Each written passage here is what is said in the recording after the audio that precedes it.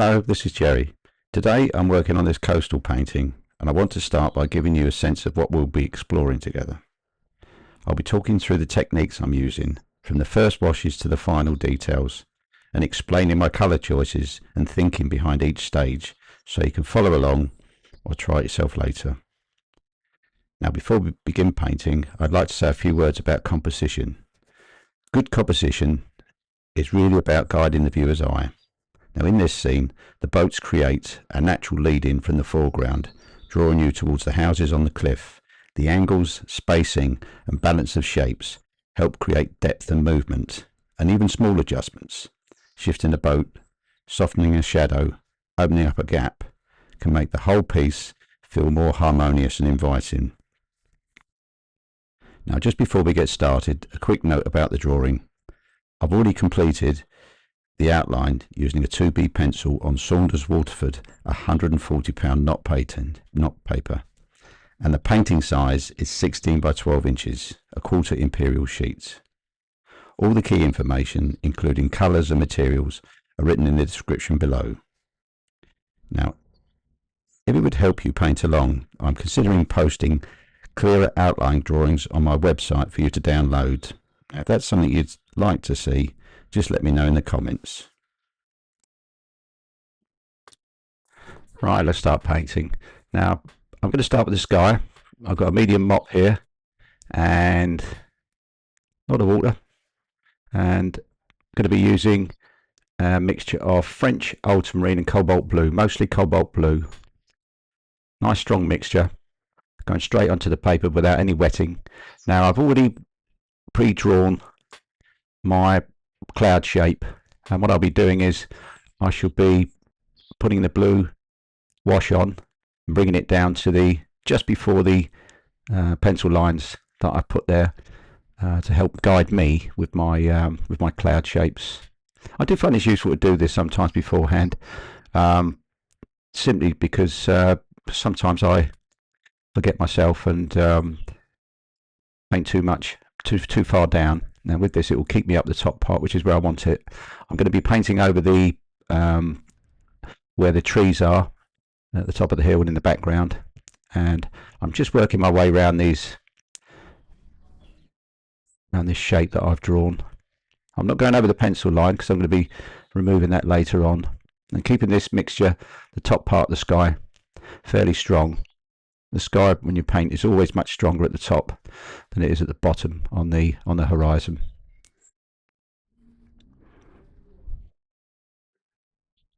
It's been a bit of time getting some quite nice cloud shapes going on there.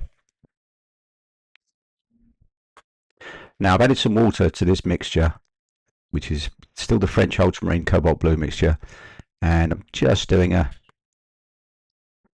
very light wash on this lower part of the sky.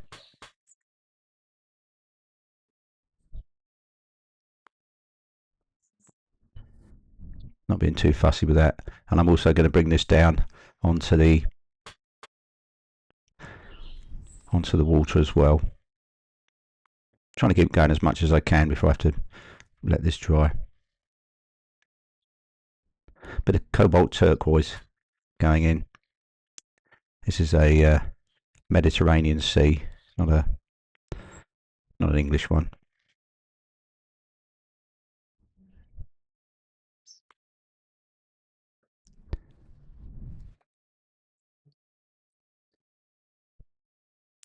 Just pop it in a boat with the same mixture. Seemed like a good idea.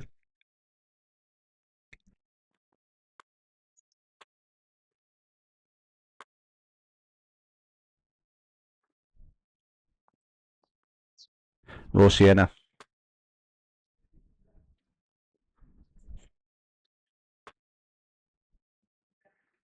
A little bit of cadmium yellow, just to make that wash a little bit brighter.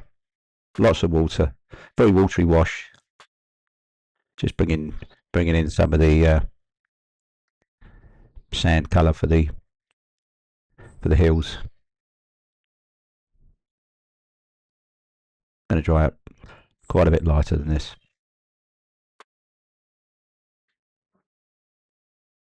nice to have covered quite a bit of the paper now.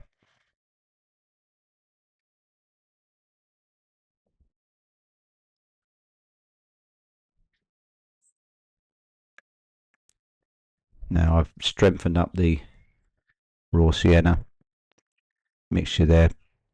I'm bringing in these distant hills. Just caught the sky colour there. I'll remove that in a minute on a crisp edge here.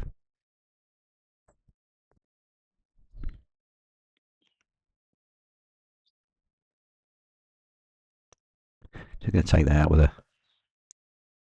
corner of a clean tissue. And now I've got a patch here that's dry, and I'm drying it out on my tissue just to soak up those little puddles of paint, because if you leave them they can back run on themselves and you'll get these, what they call the cauliflower effect.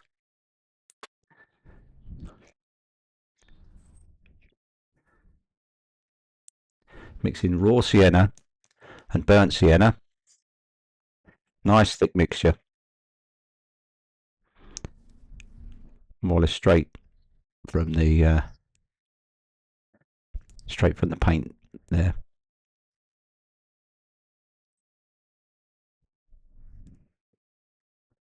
And a slightly more watery one.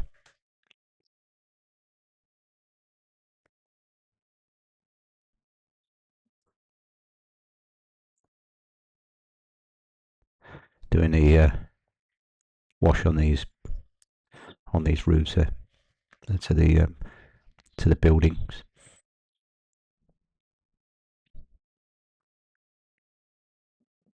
Alizarin crimson. Still working away, trying to paint as much as I can before I dry the paper. That'd be a nice colour for this boat in the immediate foreground. Just try and run over these washes quickly and in one go.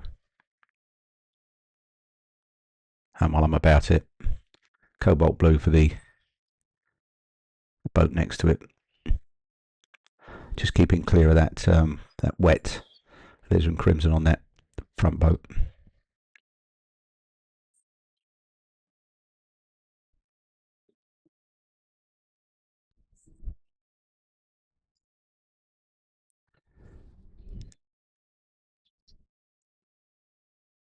You can see how the alizarin crimson, the warmer colour, is looking as though it's much closer than the blue, the colder colours. And now with this mixture, I'm just going around putting in some of the shadows. Sun's on the left, shining to the right, so the shadows on the right hand side of this painting. As you can see, I'm really just picking out parts of the painting that are not wet, and I'm just keeping away from the roof colour there, even though it's dried out a little bit now.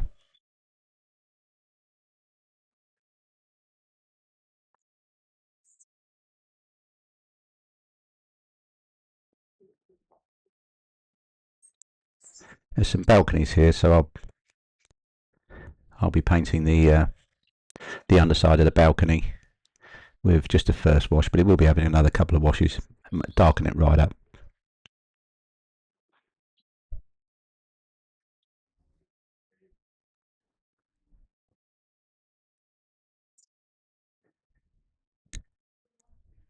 You can see you don't really need to keep adding all different colours in sometimes with these paintings, especially with these first washes. Basically carried on using that French ultramarine cobalt blue mixture to different with different quantities of water in.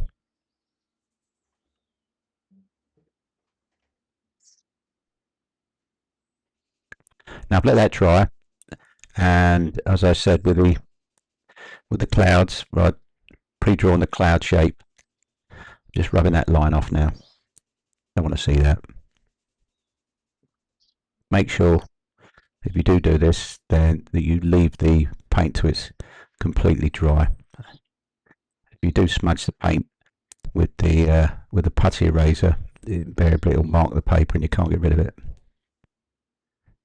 especially with the darker colours.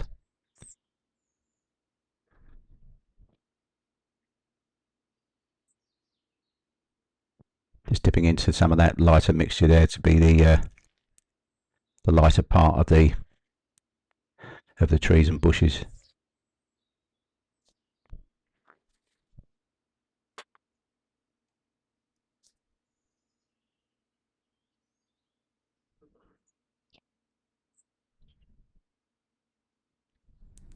And just putting in some marks on these slopes on the left hand side.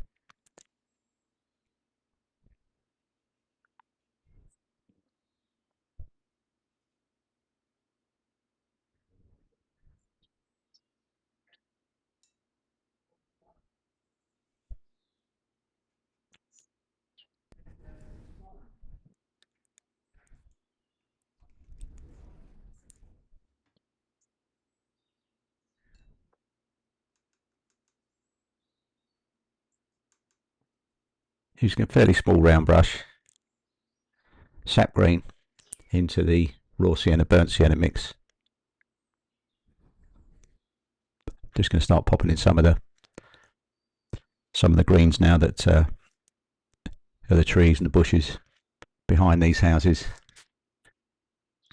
and in front of them. Trying to be mindful that the sun's coming from the left, so the shadow will be to the right on the trees and bushes. So the more to the right you go on these on the leaves, the darker it will become.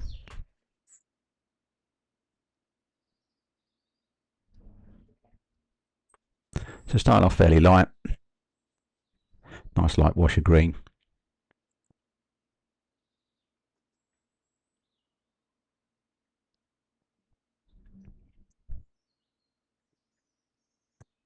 I like to use the I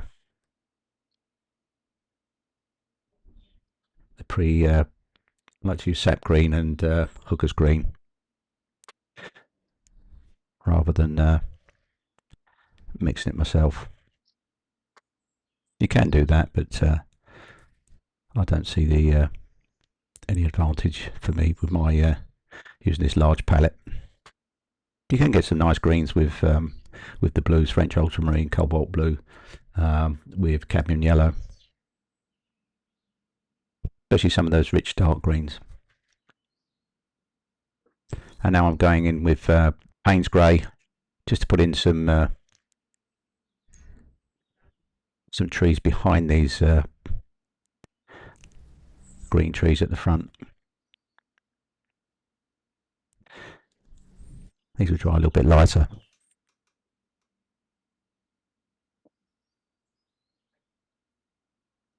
And now going into the these shadow areas where there's a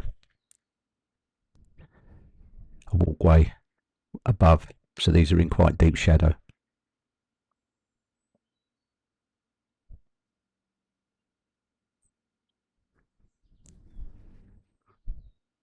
And when these are completed, they're going to get another wash yet, but they'll look quite nice with the light against dark. You've got the light of the hills and this dark shade underneath these walkways, balconies. Now I'm just leaving some areas like where the timber supports are, rather than paint them in after. And then with the same mixture, doing other bits that I can, windows, edges of the tiles on this house.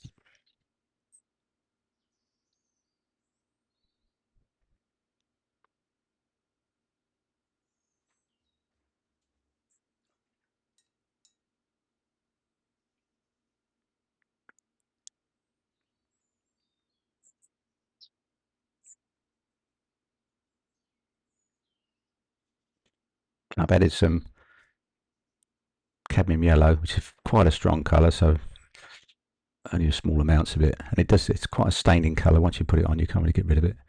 And that's mixed with the raw sienna going over these sandy slopes.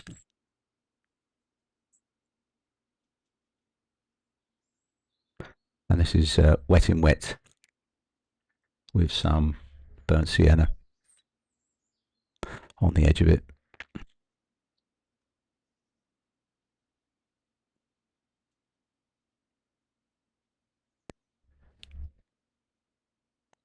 Just putting in some quite nice shapes of the different coloured sands on these slopes.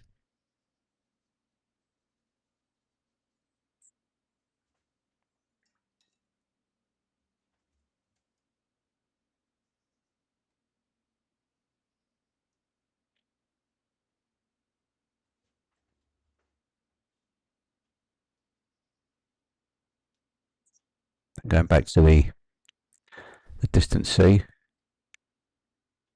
quite dark.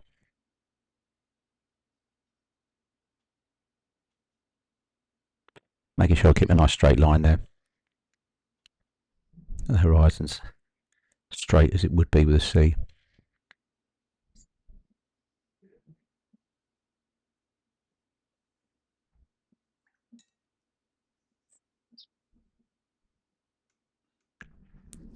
And just doing these boats, as I said there at the beginning of this video, that the composition is really nice when you follow these boats through to the house, to the hill by the house. That's where you naturally start to look, and then go up and look at the houses themselves. Now going dark with the tree colour, French ultramarine, sap green, going around the house carefully, putting this green on around the top of the house.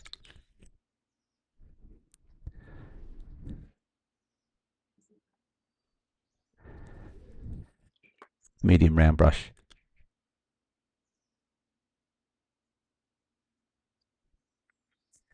This brush is an Escoda, which I like.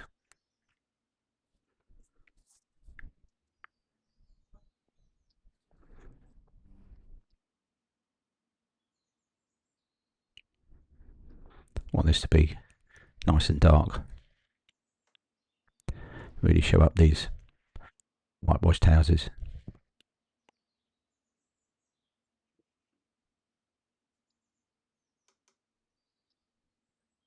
Just varying the greens a little bit with adding blue, adding green.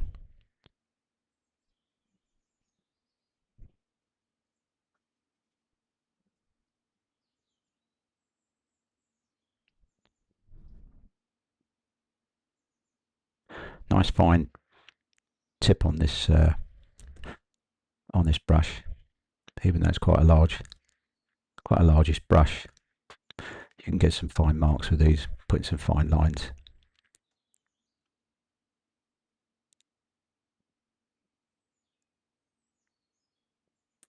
Just varying the colour, sometimes a little bit more water, and other times going in with thicker paint and adding to it.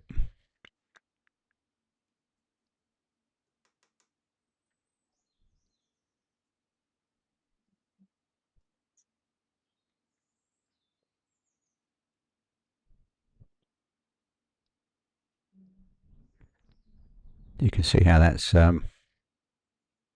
bringing the outline of that house up really nice.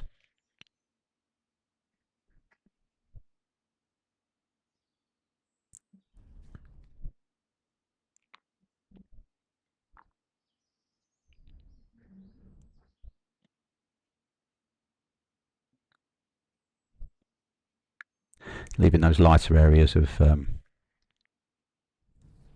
the trees, not painting over them. That's where the sun's hitting it.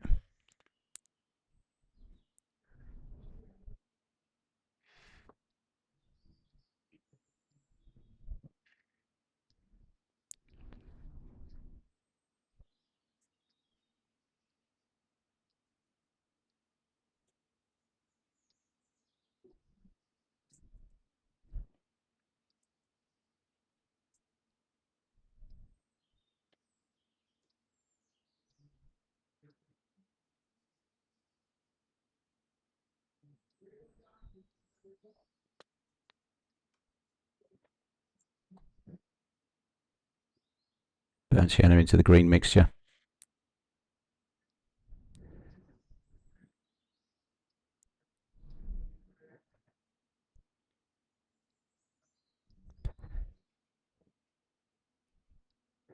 Then darken it up again. Wet into wet. Wet paint into wet paint.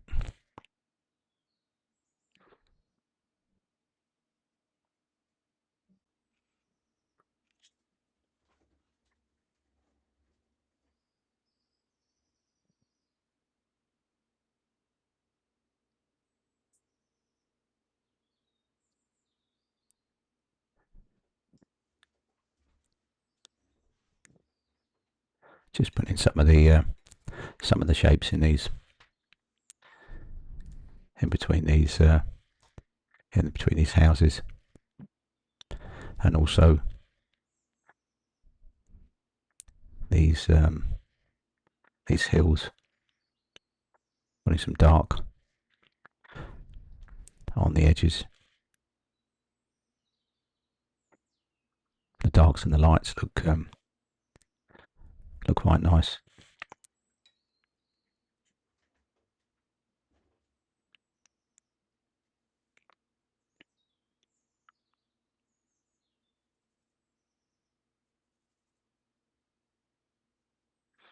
And a very, very watery wash. Raw sienna, mostly water. Just getting an indication of sandy beach.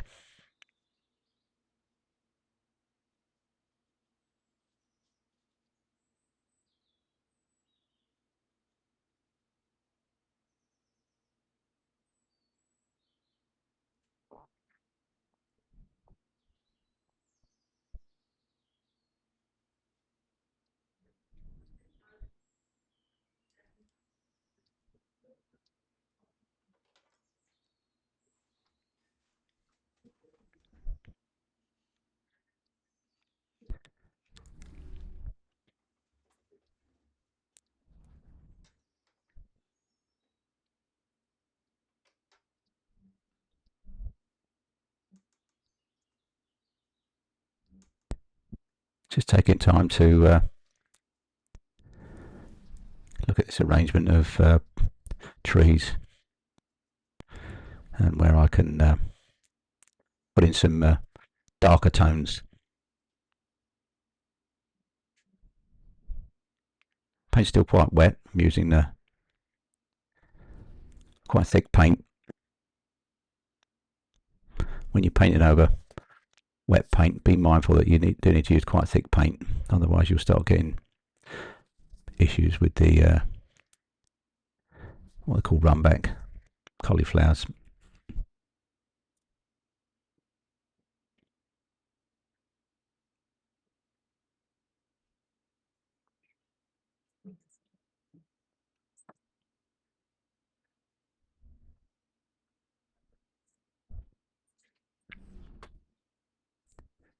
Nice darks going in here.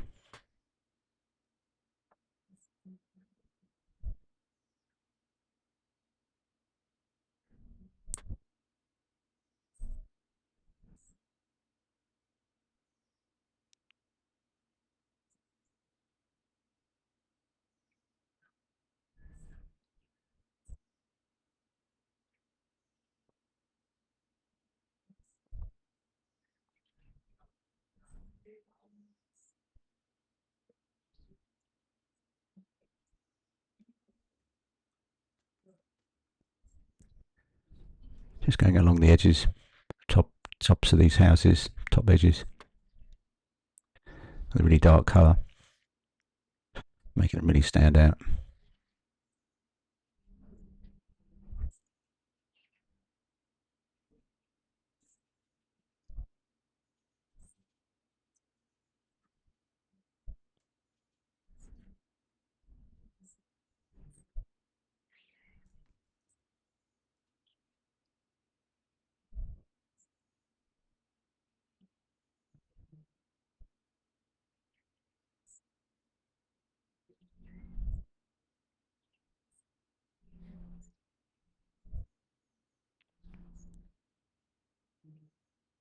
Just taking my time, working my way along,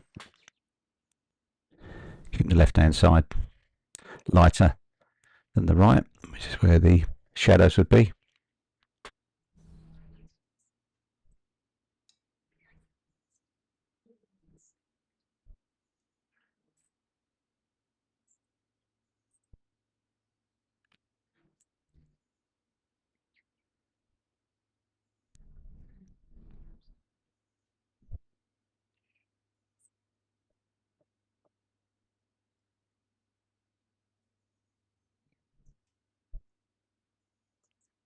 Adding some darks to the green mixture, Payne's grey.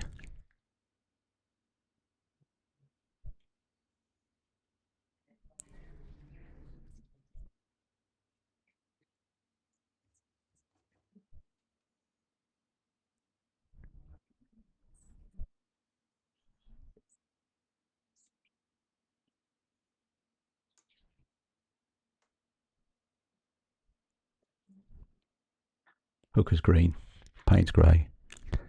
Not too much Hooker's green. Quite a strong colour, that one.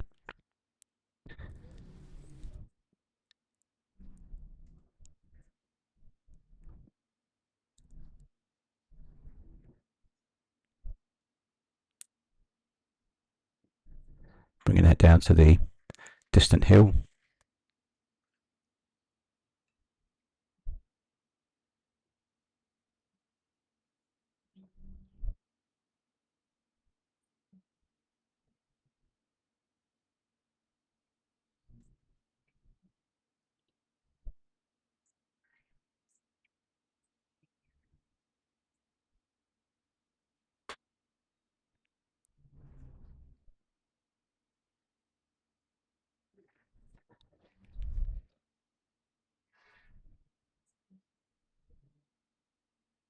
Just putting in some marks here and there with raw umber.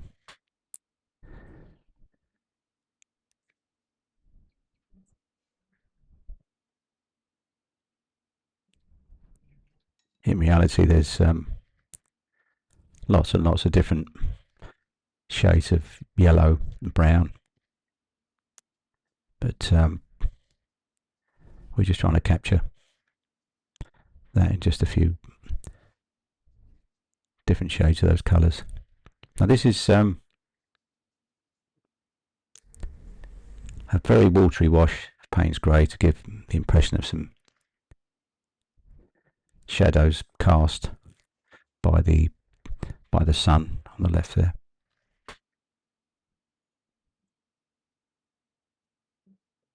And using that mixture for these distant rocks going out into the sea.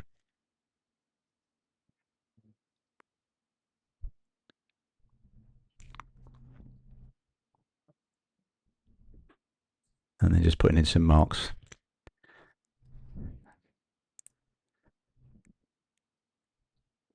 rope from the boats and cracks and things in the hills.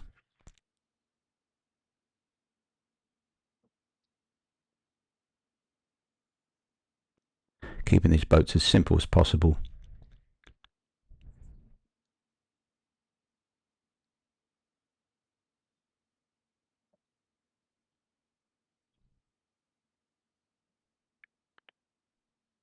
And keeping the beach pretty uncluttered, really, not much going on. Just a few stones. Maybe some seaweed on a rope or something going across the picture.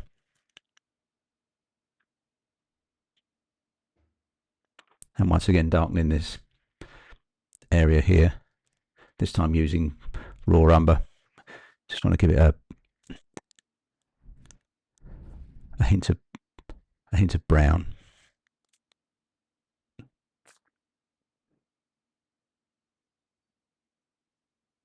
You can see how it really brings that, supports out nicely, that dark colour.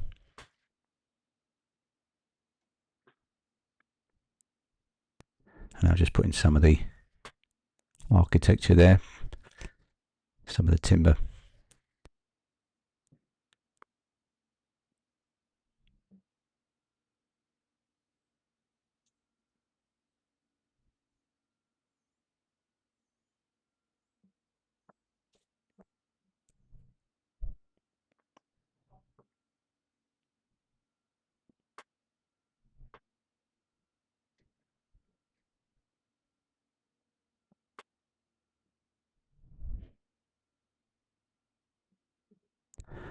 Putting in just about enough detail to make it look like what it is. Some timber going across.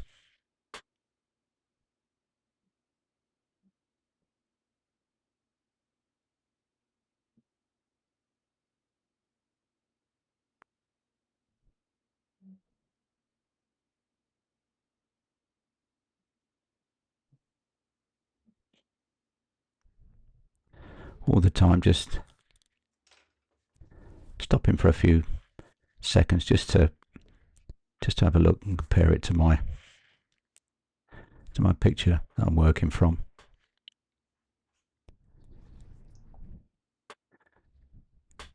Just half closing my eyes, looking at the picture just to get the tones right.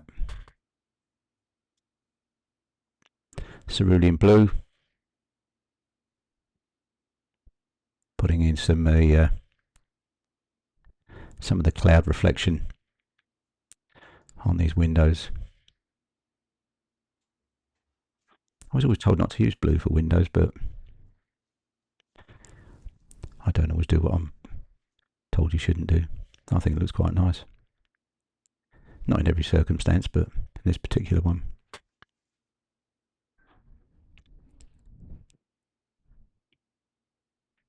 Nice light blue reflection. These Mediterranean buildings. Gives a feeling of warmth, even though it's not a warm colour.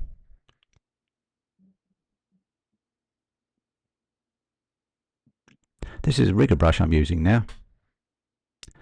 Very long, fine bristles on it. Ideal for doing lines and very fine work.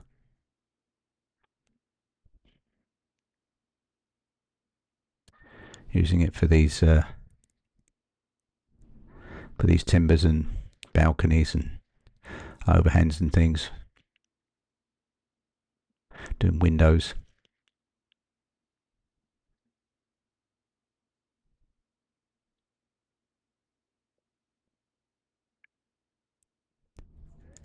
Dipping straight into the actual paint on the palette. Some of the blues.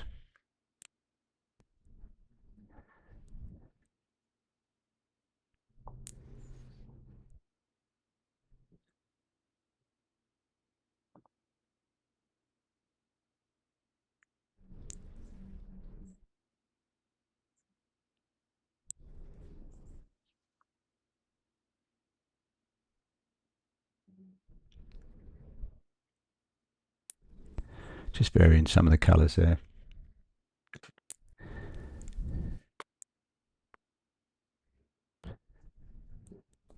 Raw sienna again. Just wiping the brush clean on a flat sponge that I've got on the desk.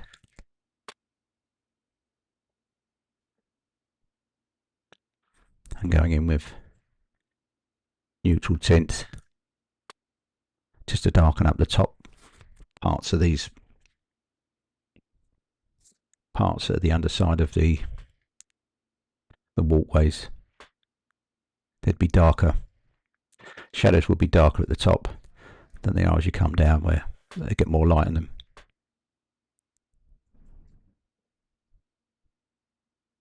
But just being very careful to keep these timber supports showing, as they do look very nice and add to the painting.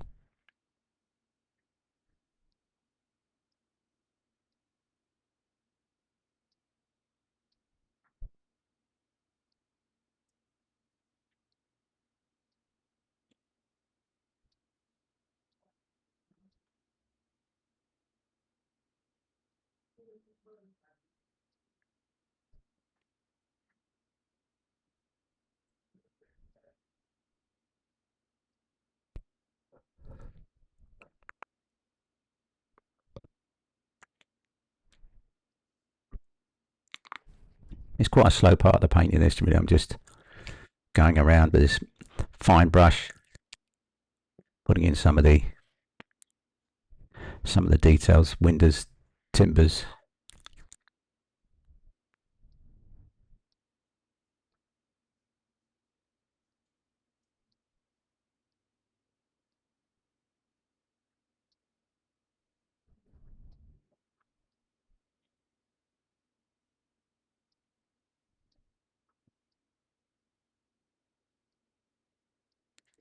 Just putting some marks in that can be whatever you like. That one I just did look like possibly it was some kind of ladder or something there.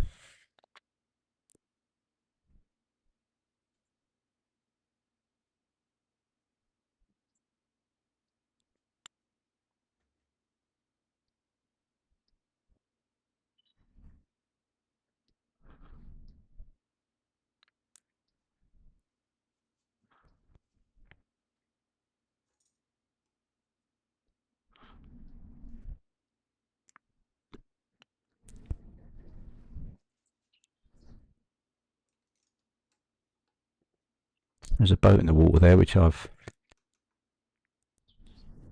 decided to do in Payne's Grey.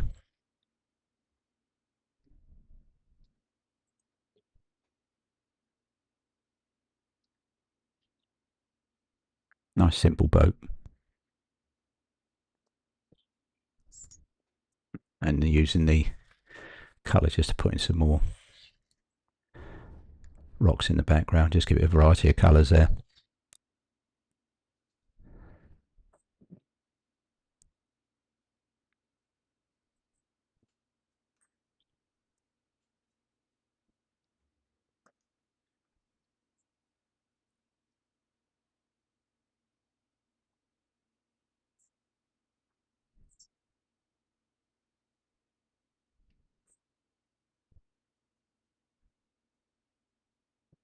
Payne's Grey and some blue.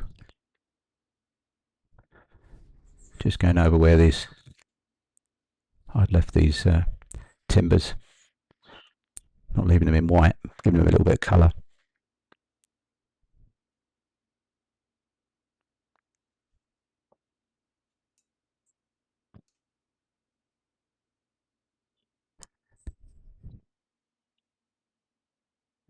And then these hills, putting in some lines where the cracks and ropes and things going on.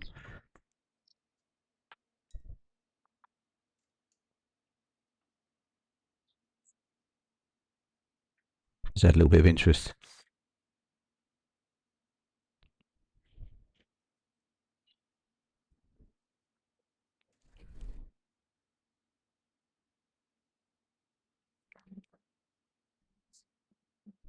Not fussing too much with the sandy area, just indication of some stones, rocks and things.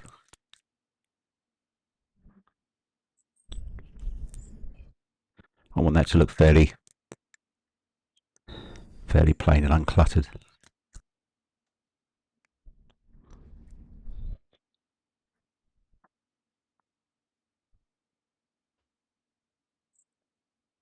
Still using the rigger brush, which I seem to have used quite a lot in this last part of the painting.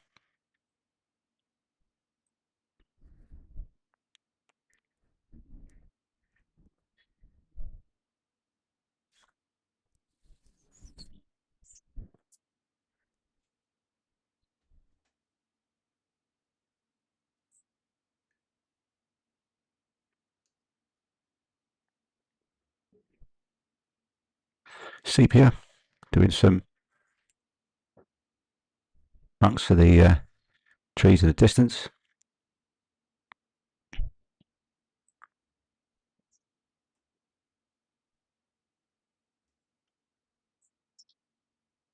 And then putting in a few birds.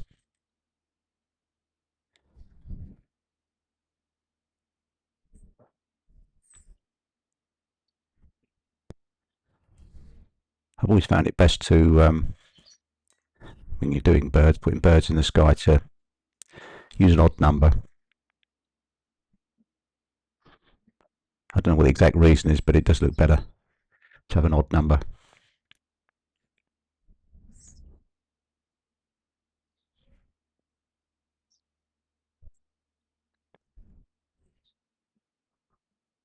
Back to this middle area, which I spent quite a bit of time on. I do think it looks quite interesting now. A lot going on architecturally, shadows, lights, timbers, white buildings, some greens there, flashes of greens with the pot plants, that kind of thing.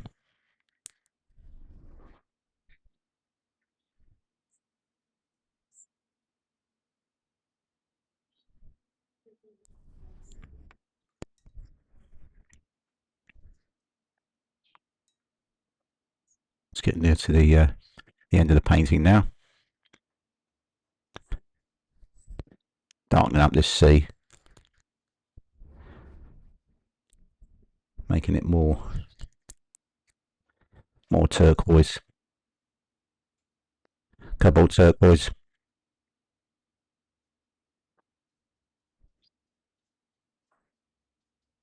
Nice thick mixture at the top, and then more watery as you come to the bottom of the painting.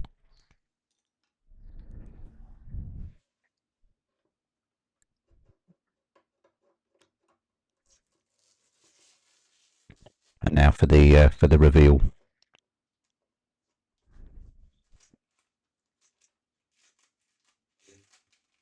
Get an idea what the painting would look like if it was in a mount on a frame.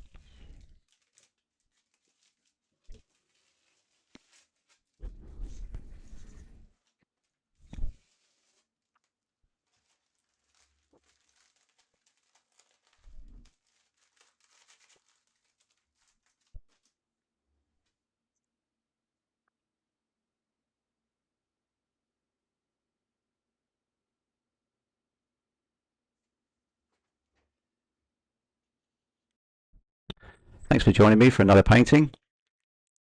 Hope you enjoyed this one, and have a go yourselves. See you again next time.